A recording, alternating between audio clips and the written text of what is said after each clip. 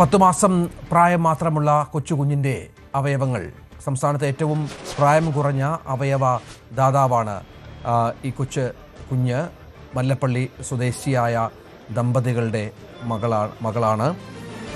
മാതാപിതാക്കൾക്കൊപ്പം കാറിൽ യാത്ര ചെയ്യുമ്പോൾ മറ്റൊരു വാഹനം വന്നിടിക്കുകയും നിരവധി ആശുപത്രികളിൽ ചികിത്സ തേടിയെങ്കിൽ പോലും ഒന്നും വിജയിക്കാത്ത പശ്ചാത്തലത്തിലാണ് കുട്ടിയുടെ മരണമടക്കം സ്ഥിരീകരിച്ചത്. ഇത്രയും സങ്കടകരമായ നിമിഷങ്ങളിലും മാതാപിതാക്കൾ അവയവങ്ങൾ ദാനം ചെയ്യാൻ തയ്യാറായി എന്നാണ് ഏറ്റവും അഭിനന്ദിക്കേണ്ട കാര്യം. ആജ്ഞ രവീന്ദ്രൻ വിവരങ്ങളുമായി ചേരും. ആജ്ഞ, ഏറ്റവും പുതിയ വിവരം ഇപ്പോൾ അവയവങ്ങൾ ശസ്ത്രക്രിയ പൂർത്തിയായിരിക്കുന്നു. അവയവങ്ങൾ ഇനിയിപ്പോൾ തിരുവനന്തപുരത്തേക്ക് എത്തിക്കണം. അതിനുള്ള നടപടിക്രമങ്ങളിലാണോ?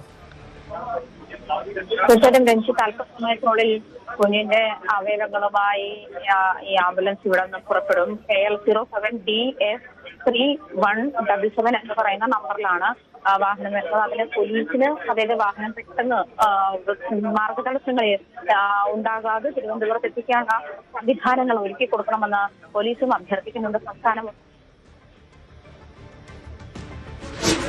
അഭ്യർത്ഥിക്കുന്നതുകൊണ്ട് ആംബുലൻസ് നമ്പർ ഇതാണ്, KL 07DF317 എന്നുള്ളതാണ്.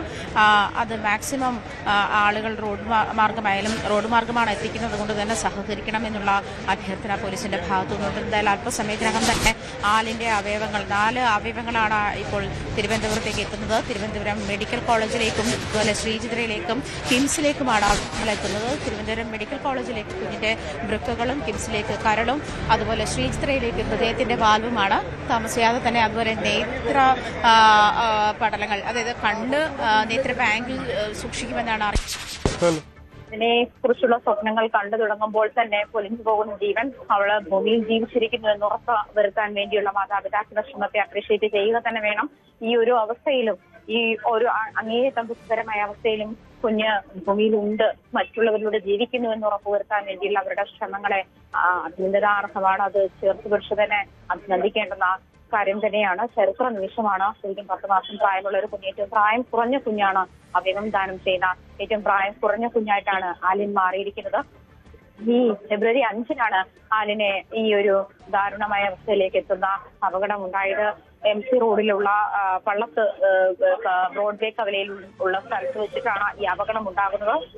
ആലിനും മാതാവും അതുപോലെ അവരുടെ രക്ഷിതാക്കളും ആയിരുന്നു കാറിലുണ്ടായിരുന്ന ആ വാഹനത്തിലേക്ക് എതിർദിശയിൽ വന്നൊരു വണ്ടി വന്നിടിച്ച് ആലിന് ഗുരുതരമായി പരിക്കേൽക്കുകയായിരുന്നു. തുടർന്ന് തിരുവല്ലയിലും ചങ്ങനാശ്ശേരിയിലും എത്തിച്ചെങ്കിലും ആരോഗ്യനില ഗുരുതരമായി തന്നെ തുടർന്നത് കൊണ്ടാണ് അവർക്ക് ആശുപത്രിയിലേക്ക് വിദഗ്ധ ചികിത്സയിലേക്ക് വേണ്ടി എത്തിച്ചത്.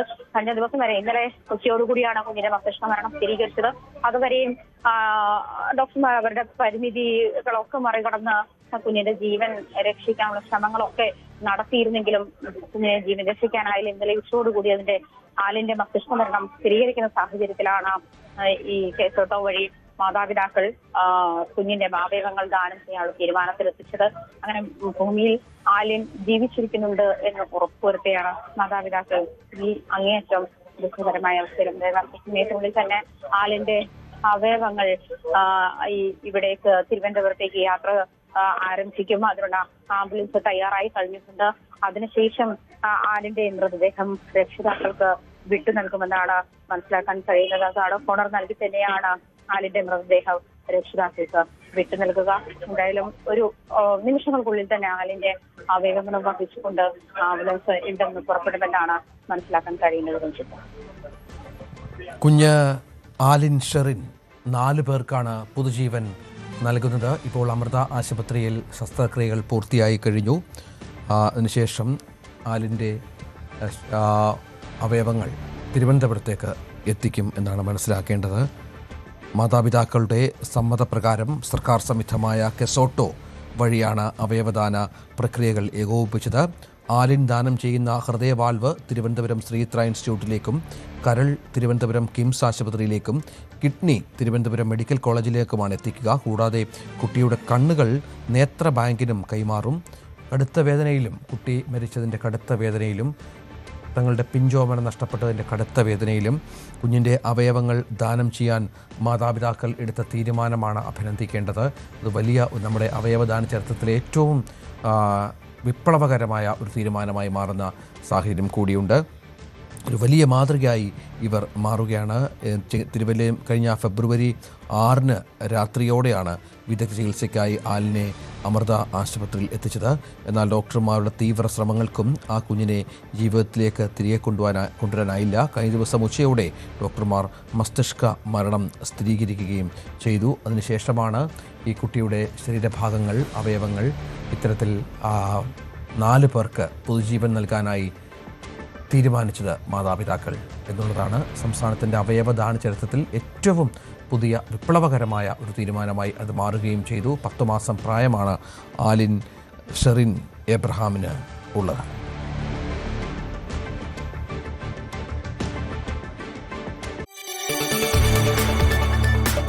കൂടുതൽ വാർത്തകൾക്ക് news 18 Keralam YouTube channel subscribe ചെയ്യുക.